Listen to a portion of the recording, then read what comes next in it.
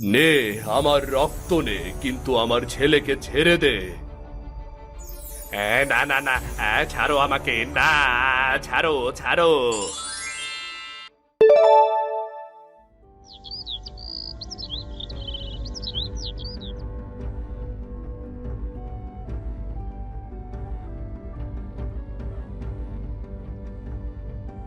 আমাকে যে করেই হোক রতনদার বাড়িটা খুঁজে বের করতে হবে।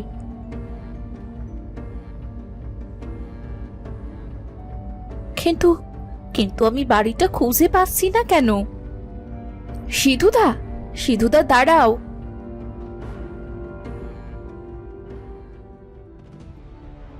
কিরে রূপা, এত জোরে ছুটছিস কেন রে? কোনো বিপদ হয়েছে নাকি?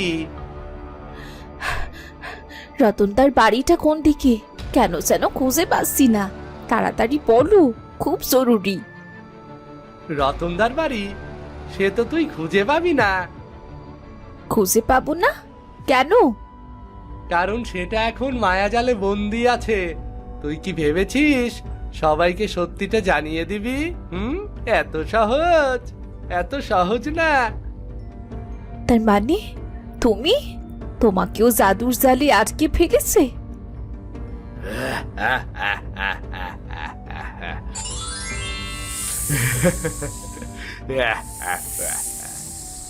না না। কি ভেবেছিস তুই আমার হাত থেকে পালিয়ে বাঁচতে পারবি?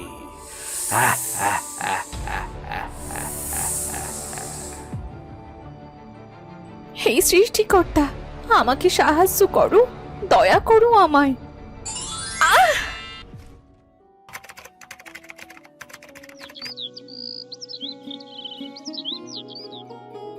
চল আজ দেখি কে ওই ঝোপটা পর্যন্ত যেতে পারে। রুদ্রদা, আমি তোমার চাইতে ছোট হলে কি হবে? আমি আমি আমি জিতবো, আমি জানি। আচ্ছা, কথাই চিড়ে ভিজবে না, কাজ করে দেখাতে হবে। চল চল আয়, দেখা যাক কে জিতে। অভি, বৃষ্টি এসে গেছে, দৌড়া দৌড়া, বাড়ি চল। ধুস, এই বৃষ্টি আসার কোনো সময় পেল না। চলো রুদ্রদা, তোমারও তো আবার ঠান্ডার বাতিক আছে।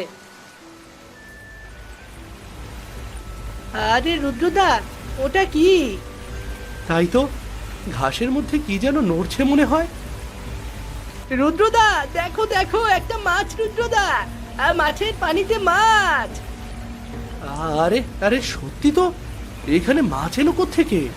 মাঠে তো মাছ থাকার কথা নয়। রুদ্রদা, দেখো কি সুন্দর রং, লাল নীল সবুজ মিলিয়ে কি রঙিন। কিন্তু মাছটা পানি ছাড়া কতক্ষণ বাঁচবে?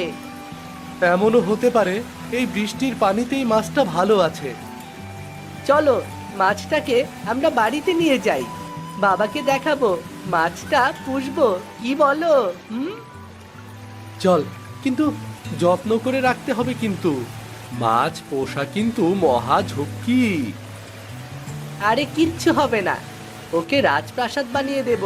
চলো রুদ্রদা, চলো চলো।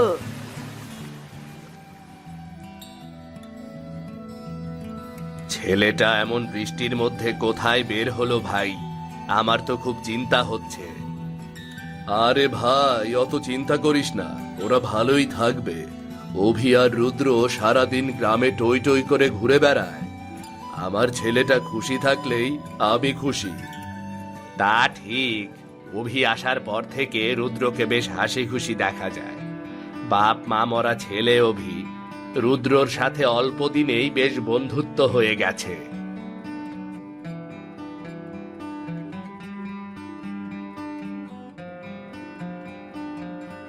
আরে, রাকেশ কাকু এসেছে। ও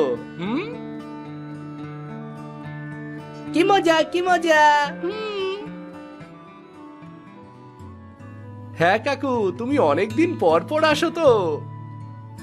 আরে কাজ থাকে না বল, বড় হওয়ার অনেক জ্বালা, বুঝলি বুঝলি।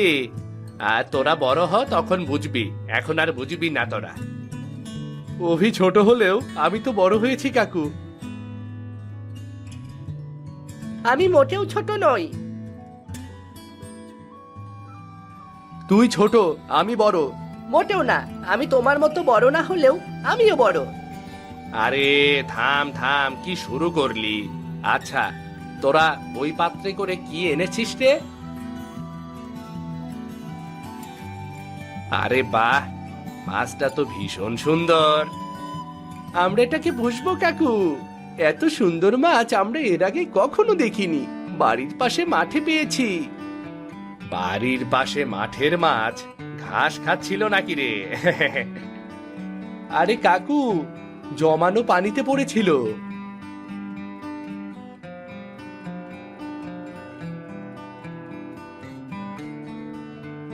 রুদ্রদা, অভি, আরে ছুটকি, কি খবর? তোর মুখটা অমন শুকনো কেন? আমি কয়েকদিনের জন্য চাচার বাড়ি বেড়াতে যাচ্ছি, আর বিড়ালটাকে তোমাদের কাছেই রেখে যাব। তোমরা ওকে দেখে রাখবে? হ্যাঁ, কেন দেখাবো না, নিশ্চয়ই দেখাবো। তুই কোনো চিন্তা করিস না ছুটকি, আমরা ওকে নিয়ে খেলবো, ওকে ঠিক মতো খাওয়াবো। তুই সাবধানে থাকিস। আচ্ছা ঠিক আছে, আসি তাহলে।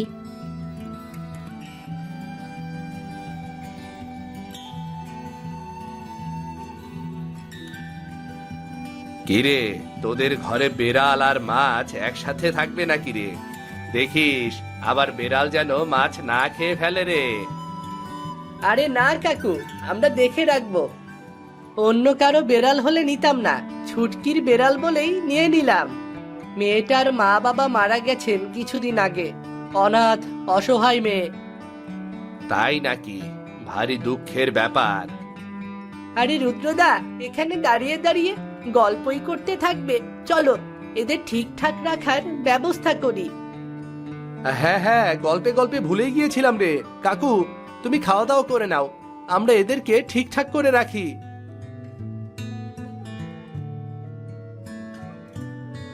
অল্প বয়সের মজাই অন্যরকম, কি বলিস রতন?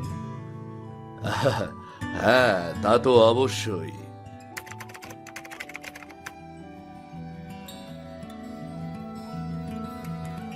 কি মাঝবাবু, তোমার নতুন ঘর কেমন লাগছে? রুদ্রদা, রুদ্রদা। কি হয়েছে অভি, এভাবে হাঁপাচ্ছিস কেন? ছুটকি, ছুটকি, কি হয়েছে? ছুটকির কিছু হয়েছে? ছুটকি নিখোঁজ, কেউ তার খোঁজ পাচ্ছে না। কি বলছিস?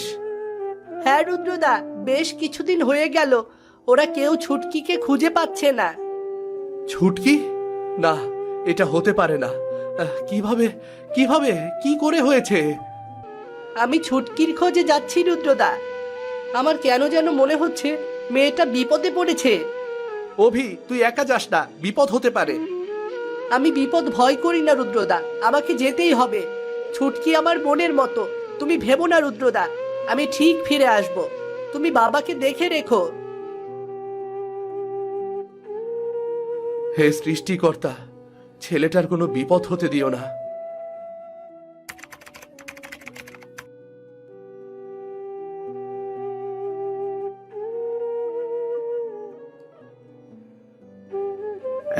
কিরে রুদ্র, এভাবে মন খারাপ করে বসে থাকবি? দেখ, তোর জন্য কত সুন্দর ফল এনেছি। আপেল, আম, তরমুজ। আমার কিছু ভালো লাগছে না কাকু। অভিটা যে সেই গেল, কতদিন হয়ে গেল, এখনো এলো না। কোনো খোঁজ নেই, খবর নেই, খুব চিন্তা হচ্ছে। হ্যাঁ, তা তুই ঠিকই বলেছিস। অভির জন্য আমারও চিন্তা হচ্ছে। আমরা তো খোঁজ খবর করার জন্য লোক লাগিয়েছি, নিশ্চয়ই খোঁজ পাওয়া যাবে। অভিকে না পাওয়া পর্যন্ত আমার কিছুই ভালো লাগছে না কাকু। কোনোদিন ছেলেটা এভাবে বাড়ি থেকে বের হয়নি। এত ভাবিস না, প্রার্থনা কর। অভি নিশ্চয়ই ঠিকঠাক ফিরে আসবে। তুই আয়।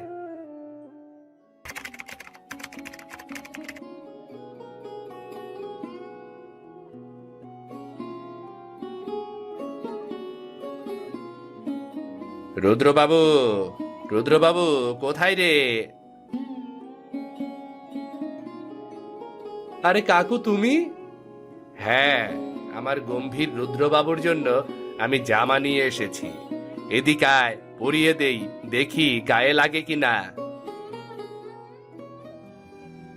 কাকু, এই জামাটা তো ছোট হয়ে গেছে। কি যে করি, ঠিক মতো কাপড়ও কিনতে পারি না। তুই এক কাজ কর, আমার সাথে চল, বাজারে গিয়ে তোর মাপের জামা কিনে নিয়ে আসবো। আরে কি অদ্ভুত! কি হলো? দেখো কাকু, জামাটা একদম ঠিক হয়ে গেছে। কি আশ্চর্য, এ তো জাদুকরি ব্যাপার। হ্যাঁ কাকা, খুব সুন্দর হয়েছে জামাটা। যাক, আমাদের আর বাজারে যেতে হলো না।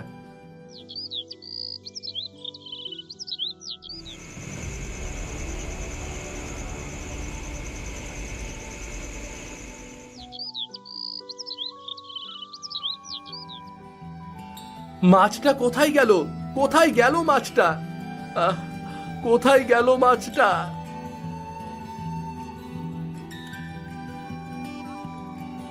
রুদ্র, থামো রুদ্র, আমাকে ছুঁয়ো না এখন, বিপদ হবে। আমাকে জাদুর বলয় বন্দি করে রেখেছে। কি? তুমি মাছ কথা বলছো? মাছ কথা বলছে? তুমি কে? এটা কি কোনো জাদু? তুমি এখান থেকে চলে যাও রুদ্র, এক্ষুনি চলে যাও। আরে রুদ্র, তুই এখানে কি করছিস? আমি তোকে সারা বাড়ি খুঁজে বেড়াচ্ছি। কেন কাকু? তোকে একটা সুন্দর জায়গায় বেড়াতে নিয়ে যাব, তাই চল আমার সাথে। বেশ, চলো।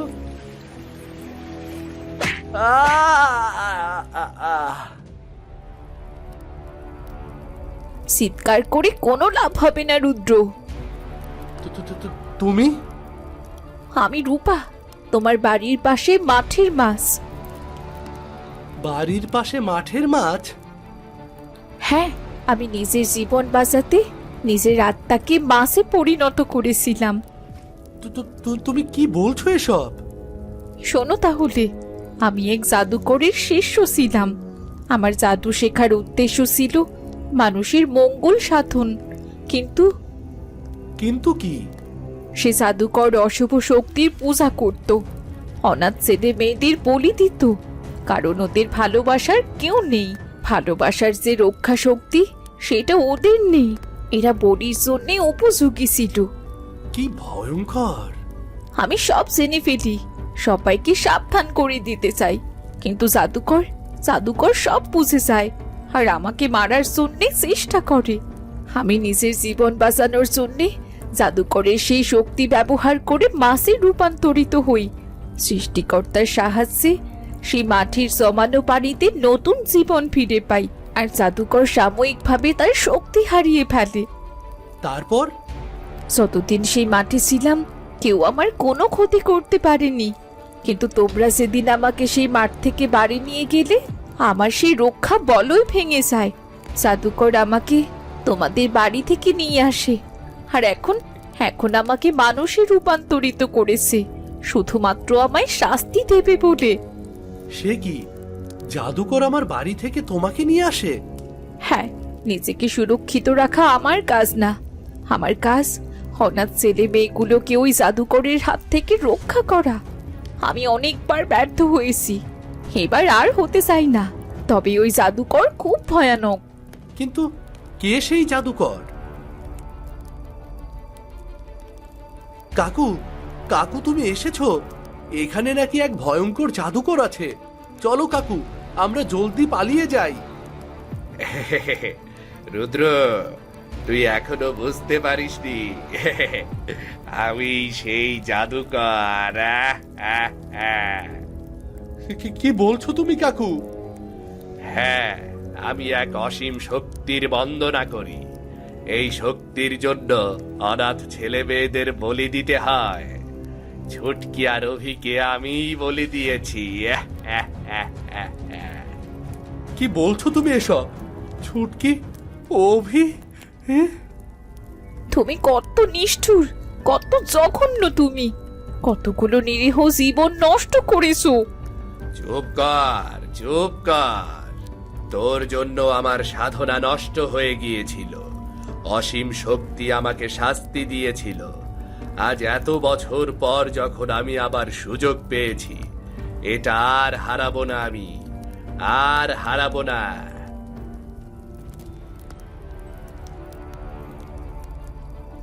রাকেশ, আরে ভাই, তুমি চলে এসেছো, এসো একসাথে এই সুযোগ কাজে লাগাই। রাকেশ, তুই এসব কি করছিস?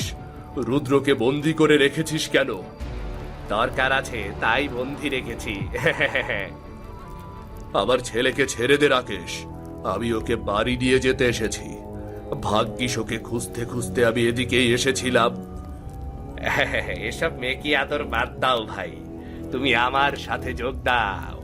এখানে অসীম ক্ষমতা, অসীম শক্তি।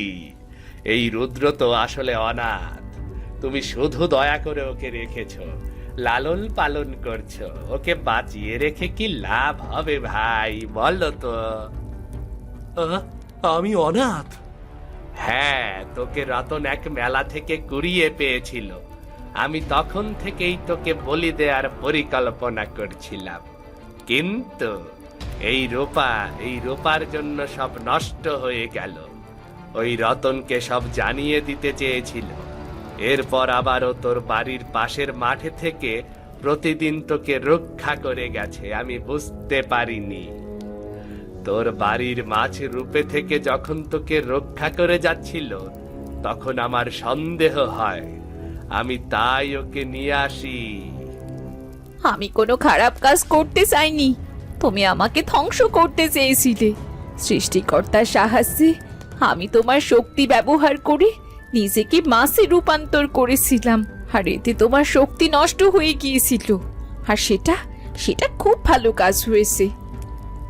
তোর জন্য কতগুলো বছর আমি শক্তি হারিয়ে বেঁচেছিলাম, তবে অসীম শক্তি আবার আমাকে সুযোগ দিয়েছে। এবারও তুমি পরাজিত হবে জাদুকর। আমি আপ্রাণ চেষ্টা করব।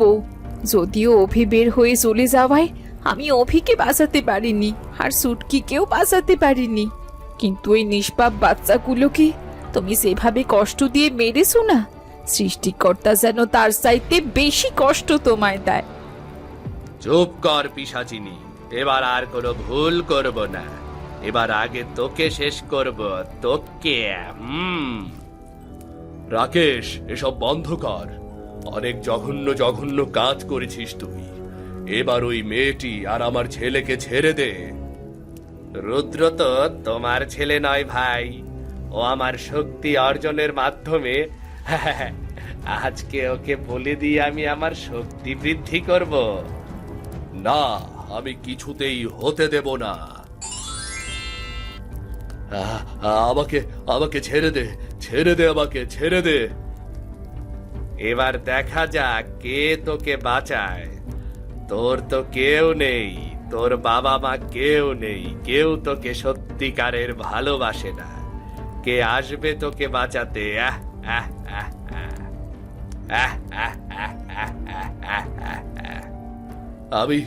আমি কি করব? কি করে রুদ্রকে বাঁচাবো আমি? রতনদা শোনো, পিতার আত্মত্যাগী একমাত্র রুদ্রকে বাঁচাতে পারে। তুমি এমন কিছু করো যাতে আত্মত্যাগের শক্তি দেখা যায়। যজ্ঞের আগুন সেই শক্তির দেখা পেলেই নিভে যাবে। কি করব? আমি কি করব? আমি তো বন্দী, আমি তো বন্দী। রুদ্র আমার ছেলে, আমি যেভাবেই হোক ওকে বাঁচাবই। নে, আমার রক্ত নে, কিন্তু আমার ছেলেকে ছেড়ে দে। না না না, ছাড়ো আমাকে, না, ছাড়ো ছাড়ো। বাবা, তুমি আমার জন্য কত কষ্ট করলে। তুই আমার সন্তান রুদ্র, তোর জন্য আমি সবই করতে পারি। তোমাকে অনেক ধন্যবাদ রূপা, তুমি না থাকলে। ভালোবাসার শক্তির কাছে অশুভ শক্তি হার মেনেছে, আর কোনো ভয় নেই। আমি শুধু মানুষের কল্যাণ সাধন করতে চেয়েছি, আর সেইটাই আমার আনন্দ। আর ভালোবাসার চাইতে বড় জাদু আর কিছু নেই। তোমরা সেটাই প্রমাণ করেছো। পুরোপুরি মানুষ হবার পর আমি আমার পুরো জাদু শক্তি ফিরে পেয়েছি, আর তা তোমাদের জন্যই সম্ভব হয়েছে। এখন আমি এই জাদু ভালো কাজে চর্চা করব, তাই ধন্যবাদ আসলে তোমাদের প্রাপ্য। আমি আসি, তোমরা ভালো থেকো।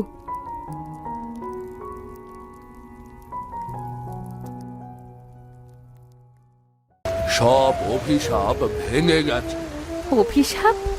অভিশাপ ভেঙে গেছে? সত্যি? বৃষ্টি ধীরে ধীরে থেমে গেল। এক কোমল আলো চারদিকে ছড়িয়ে পড়ল। অভির ছোট্ট শরীর জলজল করতে লাগলো। সে ধীরে ধীরে আবারও মানুষ হয়ে উঠল।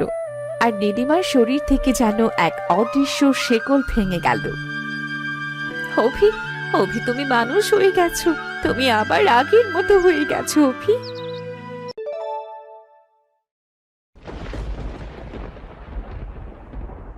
জমিদার বাড়ির একমাত্র ছেলে অভি। অভি দেখতে যেমন সুন্দর, তেমনি শিকারেও খুব পারদর্শী। শিকার করাটা যেন তার নেশা হয়ে দাঁড়িয়েছে। তেমনি আষাঢ় মাসের একদিনে আকাশে কালো মেঘ জমে আছে, মাঝে মাঝে বৃষ্টি ঝরে পড়ছে। এরই মাঝে অভি শিকারে যাবার জন্য তৈরি হচ্ছে। কিরে বাবা, এই বৃষ্টির দিনে আবার কোথায় বেরোবি? মা, জঙ্গলে শিকার করতে যাব। আজ কটা দিন ধরে শিকার করিনি, মনটা ভালোই লাগছে না, তাই শিকার করতে বের হব। শিকারে যাবি মানে? বাইরে টুপটাপ করে বৃষ্টি পড়েই চলেছে। এমন দিনে কেউ শিকার করতে যায় নাকি? বৃষ্টির দিনে জঙ্গলের মধ্যে সবসময় এক অদ্ভুত নীরবতা থাকে। কখন কোন বিপদ আসবে কেউ বলতে পারে না। মা, তুমি সবসময় একটু বেশিই চিন্তা করো। আমার কিচ্ছুটি হবে না, শিকার করে আমি তাড়াতাড়ি ফিরে আসব। আর তুমি তো জানো, শিকার না করলে আমার ভালো লাগে না। অভি, তুই কখনো আমার একটা কথাও শুনিস না। এই বৃষ্টির দিনে শিকারে যাসনি খোকা। তোমাকে তো বললাম আমার কিচ্ছু হবে না, আমি তাড়াতাড়ি চলে আসব।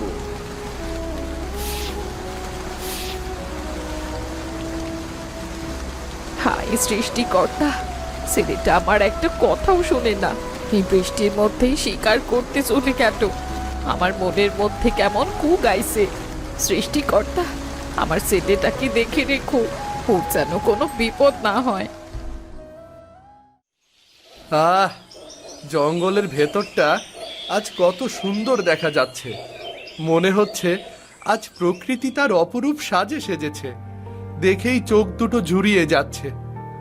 তুই এখানে থাক, আমি জঙ্গলের আর একটু গভীরে গিয়ে দেখি। এরপর অভি শিকার করার জন্যে জঙ্গলের আরো গভীরে ঢুকলো। জঙ্গলের ভেতরটা অস্বাভাবিক চুপচাপ, মনে হচ্ছে বিপদ আসার পূর্বের প্রস্তুতি। হঠাৎ ঝোপের আড়াল থেকে একটা বাঘ ঝাঁপিয়ে পড়ল তার উপর। অভি প্রতিরোধ করার আগেই তার কাঁধে গভীর আঘাত লাগলো। আরে, কে কে কে আছো? কে আছো? আমাকে বাঁচাও, সাহায্য করো, সাহায্য করো, আমাকে বাঁচাও।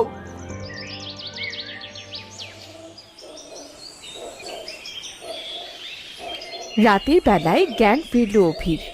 আস্তে আস্তে চোখ খুলে অভি দেখল সে ছোট্ট একটা কুটিরে শুয়ে আছে। তার ক্ষত বাঁধা, পাশে আগুন জ্বলছে। আমি কোথায়? আমি কোথায়? আমি কোথায়?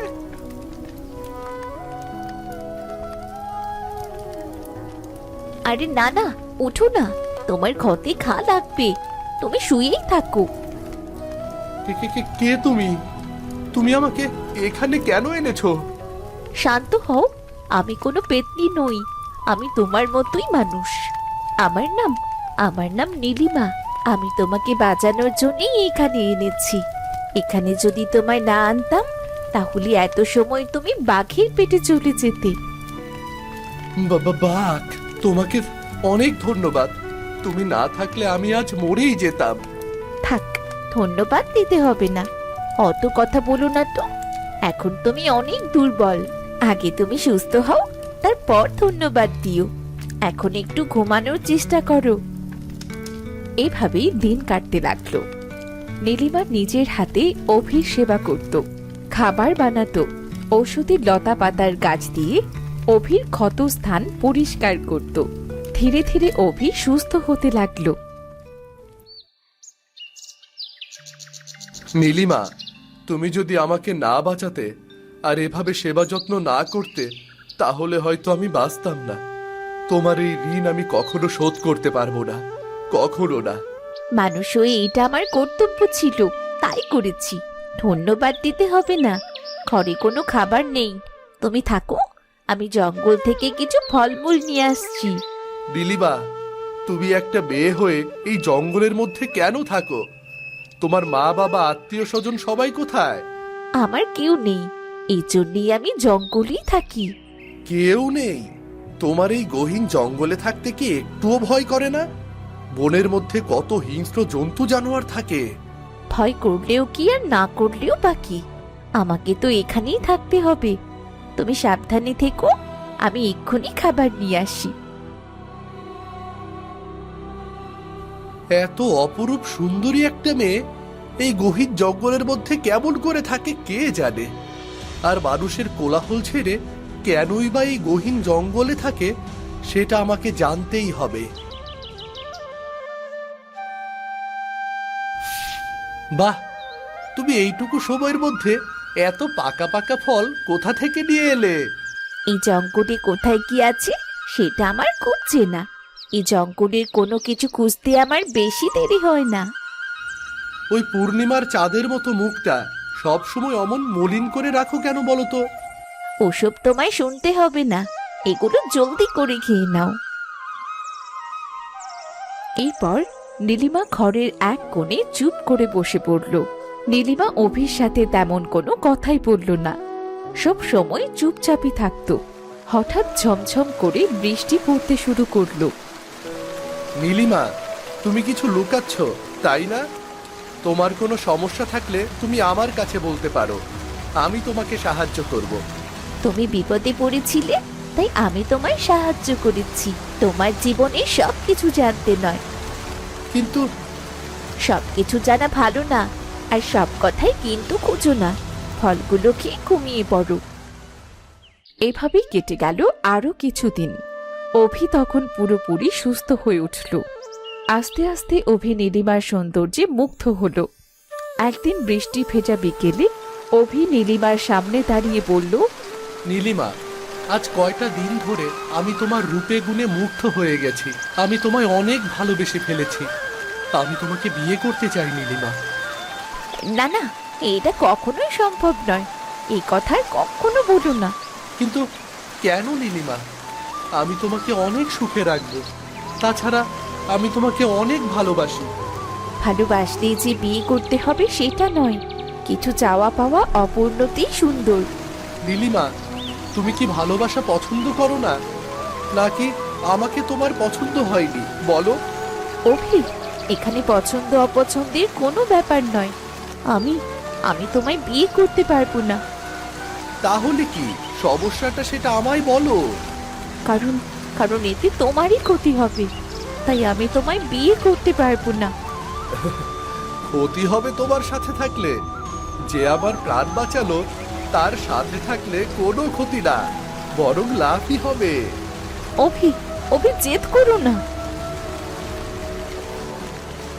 নীলিমা, নীলিমা যেও না, আমার কথাটা শোনো নীলিমা, আমার কথাটা শোনো। নিজের বিপদ নিজে ডেকে এনো না, বিপদ হবে, ঘোর বিপদ হবে। তার চেয়ে তুমি এখান থেকে চুপচাপ কেটে পড়ো। এই যে পাখি, তুমি এসব কি বলছো? আর এগিয়েও না, সামনে যে বড্ড বিপদ। বিপদ? কিসের বিপদের কথা বলছো? না, এ পাখিটা যে কি বলছে কে জানে। তুমি এখন সুস্থ হয়ে গেছো অভি, তুমি কালই তোমার বাড়ি ফিরে যাবে। তোমাকে ছাড়া আমি কিছুতেই বাড়ি ফিরে যাব না। অভি, এই বিষয় নিয়ে আমি তোমার কাছে কিচ্ছু শুনতে চাচ্ছি না। তোমাকে শুনতে হবে। আমি তোমাকে ভালোবাসি, আর আমি যদি তোমাকে না পাই তাহলে আমি আমার জীবন শেষ করে দেব। অভি, তুমি এসব কি বলছো? হ্যাঁ, আমি ঠিকই বলছি। নীলিমাকে ছাড়া অভি অসম্পূর্ণ, তাই আমি এ জীবন রাখবো না। অভি, ছেলে মানুষই করো না, আমার কথাগুলো বোঝার চেষ্টা করো। তাহলে বলো, তুমি আমাকে বিয়ে করবে? না হলে আমি এই বনেই জীবন দিয়ে দেব। ঠিক আছে, তোমার খুশিতেই আমি খুশি। আমি তোমায় বিয়ে করব। আজ আমি বড্ড খুশি। আমি তোমাকে খুব শীঘ্রই বিয়ে করব, খুব শীঘ্রই। বিয়ের দিন ঠিক হলো। আষাঢ়ের পূর্ণিমা রাত। জঙ্গলের পাশে পুকুর পাড়ে সেই রাতে আকাশ ভয়ঙ্কর রূপ নিল। ঝড়ো বাতাস, সাথে প্রচন্ড বৃষ্টি। অভি পুকুর পাড়ে এসে দাঁড়ালো। সে হঠাৎ দেখল পুকুরের চারপাশে অসংখ্য ব্যাঙ জড়ো হয়েছে, আর সেই ব্যাঙগুলো যেন কেমন অদ্ভুতভাবে ডাকছে। এত ব্যাঙ হঠাৎ কোথা থেকে এলো? আর ব্যাঙগুলো এমন অদ্ভুত ভাবেই বা কেন ডাকছে? আহ, নীলিমা, বিয়ের সাজে তোমার সৌন্দর্য তো 3 গুণ বেড়ে গেছে। আজ তোমাকে একবারে অপরূপ সুন্দরী লাগছে। মনে হচ্ছে আমার সামনে কোনো অপ্সরা দাঁড়িয়ে আছে, কিন্তু তোমার চোখে ভয়ের ছাপ কেন? অভি, অভি শেষবারের মতো বলছি, ফিরে যাও, আমাকে বিয়ে করো না। ফিরে যাও তুমি। আমি তোমাকে ছেড়ে কোথাও যাব না। আজ থেকে চিরদিনের জন্য তুমি আমার হবে। এই তোমার হাতটি ধরলাম, ঠিক সারা জীবন এভাবেই ধরে রাখবো। বুঝেছো প্রিয়া? বৃষ্টি ঝমঝম করে নামতে লাগলো। নীলিমা কাপা হাতে ফুলের মালা তুলল। চারপাশের ব্যাঙগুলো তখনও ঢেকে চলেছে। ঠিক যখনই মালাটা অভির গলায় পড়ল, প্রচন্ড বেগে বিদ্যুৎ চমকালো। অভি হঠাৎ চিৎকার করে মাটিতে পড়ে গেল। আহ, নীলিমা, আমার সারা শরীর কেমন হচ্ছে। আহ, নীলিমা, কেমন করছে যেন আমার। নীলিমা, বাঁচাও আমাকে, বাঁচাও নীলিমা, বাঁচাও, বাঁচাও নীলিমা।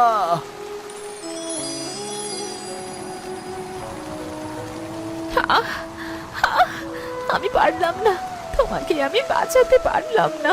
কত করে তোমায় নিষেধ করলাম, আমায় বিয়ে করো না, করো না, কিন্তু তুমি তুমি আমার কোনো কথাই শুনলি না। আমি আমি তোমাকে হারালাম। আমি অভিশপ্ত, যে আমাকে বিয়ে করবে সেই ব্যাঙ হয়ে যাবে। তোমাকে কতবার মানা করেছিলাম। নীলিমা, এটা কি হলো আবার? অভি, অভি, তুমি এখনো কথা বলতে পারছো? অনেক বছর আগে আমি কোনো সাধারণ মেয়ে ছিলাম না অভি। আমি ছিলাম এক ধনী জমিদারের মেয়ে। আমার সৌন্দর্যের জন্যে সবাই আমার খুব প্রশংসা করত। সকলের প্রশংসায় আমি দিন দিন অহংকারী হয়ে উঠেছিলাম। তারপর কি হলো নীলিমা? একদিন এক বৃদ্ধা আমার বাড়িতে এসেছিল। সে খুব ক্ষুধার্ত ছিল। সে আমার কাছে খাবার চেয়েছিল। বাবারে, কেউ আছিস বাড়িতে? আমায় কটা খেতে দিবি বাবা? আজ কটা দিন ধরে একটু পেটে দানা পানি পড়েনি।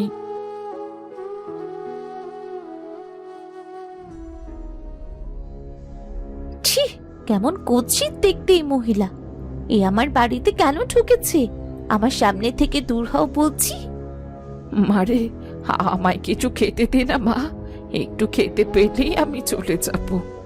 তোমার মতো কুৎসিত মহিলাকে আমি খেতে দেব? ছে ছে ছে ছে, কি নোংরা শরীর তোমার। কেমন দুর্গন্ধ বেরোচ্ছে শরীর থেকে। তুমি যদি এক্ষুনি আমার বাড়ি থেকে বের না হও, তোমায় ঘাড় ধাক্কা দিয়ে বের করে দেব। রূপ সৃষ্টিকর্তার দান, আর সেই সৌন্দর্য নিয়ে তোর এত অহংকার। অহংকারী মেয়ে, তোর এই সৌন্দর্য হবে তোর শাস্তি। যে তোকে ভালোবেসে বিয়ে করবে, সে তার রূপ হারাবে, সে ব্যাঙ হয়ে যাবে।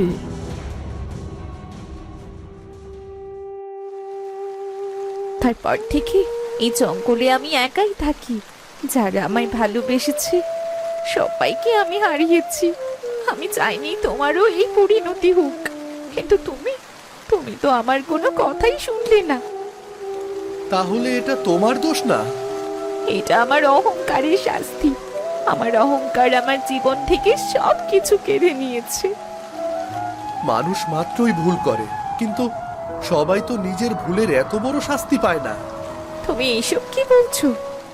আমি যদি তোমাকে ছেড়ে চলে যাই, তাহলে এই অভিশাপ কখনো ভাঙবে না।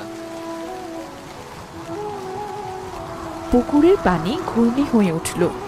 সেখান থেকে ধীরে ধীরে উঠে এলো এক কালো ছায়া। এই হলো তোমার শাস্তি।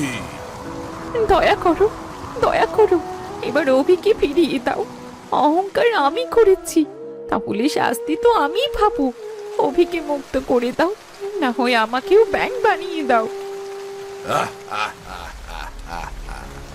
অভিশাপ এমনিতেই ভাঙে না, এই অভিশাপ ভাঙতে হলে মূল্য দিতে হবে।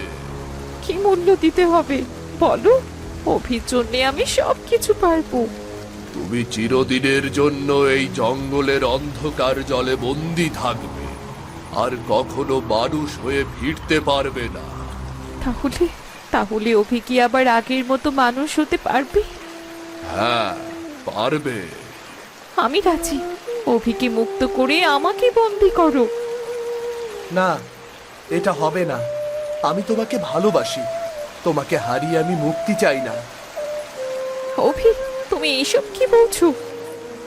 ঠিকই বলছি, তোমাকে ছাড়া মুক্তি পেয়ে মানুষ হয়ে সে জীবন আমি কি করব বলো? তাহলে তুমি কি চাও, পরিষ্কার করে বলো। আমরা দুজনেই এই অভিশাপের ভার নেব। মানুষ হয়ে একা বাঁচার থেকে নীলিমার সাথে ব্যাঙ হয়েই বেঁচে থাকবো আমি। তুমি এমন করো না অভি, আমাকে যেতে দাও। তুমি মানুষ হয়ে আমার থেকে আরো ভালো জীবন সঙ্গী পাবে। নীলিমা, আমার তোমার থেকেও ভালো জীবন সঙ্গী চাই না, আমি শুধু তোমাকেই চাই। আমি আমার বাকি জীবনটা তোমার সাথেই কাটাতে চাই। আমি হচ্ছে তোমায় বড্ড ভালোবেসে ফেলেছি অভি, তোমাকে ছাড়া আমিও বাঁচবো না। চলো, আমরা বাকিটা জীবন দুজনকে ভালোবেসেই কাটিয়ে দেব। নীলিমা ব্যাংকটা হাতে নিয়ে হাঁটতে লাগলো। হঠাৎ বজ্রপাতের আলোয় পুকুরের পানি ঝলসে উঠল। ছায়াটা তখন চিৎকার করে উঠল। নীলিমা, দাঁড়াও। তোমরা দুজনেই ভালোবাসার মানুষের জন্য নিজের স্বার্থ ত্যাগ করতে প্রস্তুত। এটাই ছিল আসল পরীক্ষা। তোমাদের ভালোবাসার কাছে সব অভিশাপ ভেঙে গেছে। অভিশাপ? অভিশাপ ভেঙে গেছে? সত্যি? বৃষ্টি ধীরে ধীরে থেমে গেল। এক কোমল আলো চারদিকে ছড়িয়ে পড়ল। অভির ছোট্ট শরীর জলজল করতে লাগলো। সে ধীরে ধীরে আবারও মানুষ হয়ে উঠল। আর নীলিমার শরীর থেকে যেন এক অদৃশ্য শেকল ভেঙে গেল।